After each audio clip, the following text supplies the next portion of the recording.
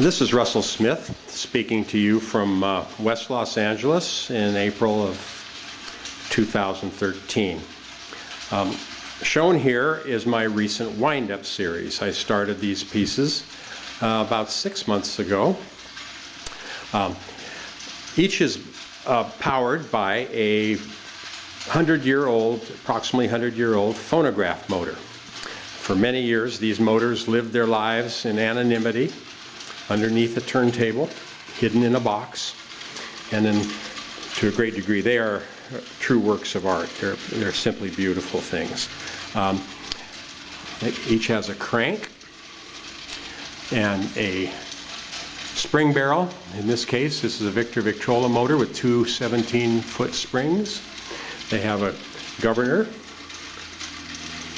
a speed control, and a spindle. This fellow is made of cut aluminum, lots of pieces. He's cranking away there, looking at the prize. His head moves around so you can have him looking at whatever you want. His joints all move and hinged on a brass ball.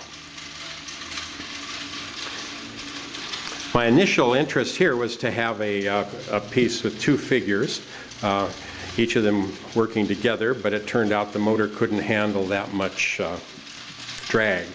So for his girlfriend, I went to another Victor motor, a matching motor, except it has a single spring instead of a double spring.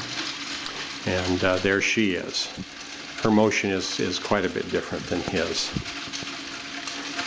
I say that there's a speed control on these motors so you can see what happens when I release some pressure on the governor. Speeds her up and she gets really quite frantic. And you can slow her down. Basically all of these pieces I prefer to have them running slow than fast. So we'll bring her back down.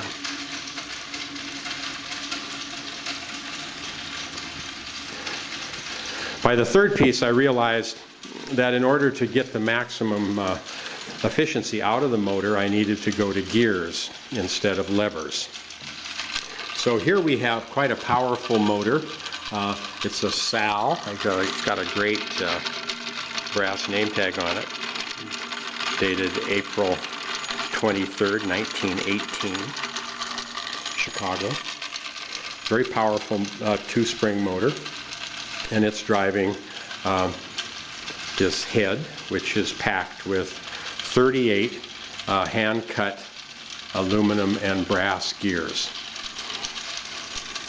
Each of the gears is different.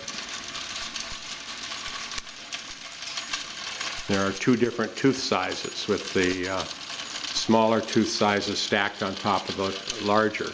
So there's a total of 4 layers of gears, with the mounting panel in between the layers cut out so you can see all the way through. This is the front side of the piece. And as in the last figure, I can speed it up by moving this control. And there's a noisy, busy mind. I prefer to slow him down. The sound of this piece is really quite delicious. Not unlike running water. So here I'll step around to the back. Here's the back side. And we go down to the drive gear at the bottom. This is where the turntable spindle comes off the motor. I threaded that in order to attach the gear.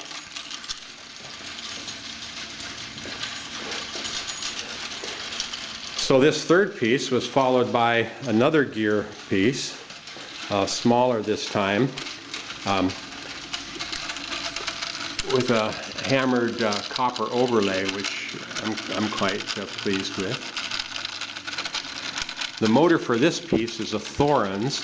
It's a Swiss motor, made up until actually the 1950s, I understand. This was probably out of a little portable that you would take on a picnic, the predecessor to today's iPod. He has fewer gears, about half as many as the last piece, and the gears all have the same pattern, an 8-spoke open pattern. And the gears on the right side of the piece are brass, and the gears on the back side of the piece are aluminum. So that says something about right brain, left brain function, although I'm not sure what it actually says. You see some of the detail. The crank handle.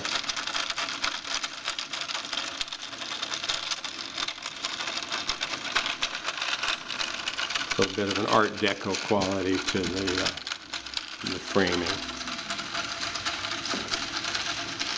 The runtime on these guys is about from 12 to 25 minutes, depending on how big the motors are and how many cranks they have and how fast they're running. These motors will all take about 35 turns of the crank. A nice row of paintings you see above the pieces. Those are the work of my wife of 33 years, Edie, who has been incredibly supportive through this project. And here's a little panoramic sweep of the living room. There's a wood sculpture of Edie done many years ago, and more paintings, more stuff everywhere. It's out the backyard to the building that I use as a workshop. And we come around here, and there I am looking at you in the mirror. Zoom in a little bit.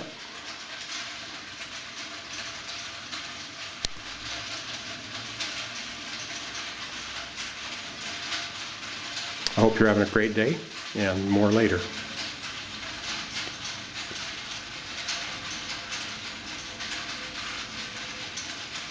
Turn off the camera. Try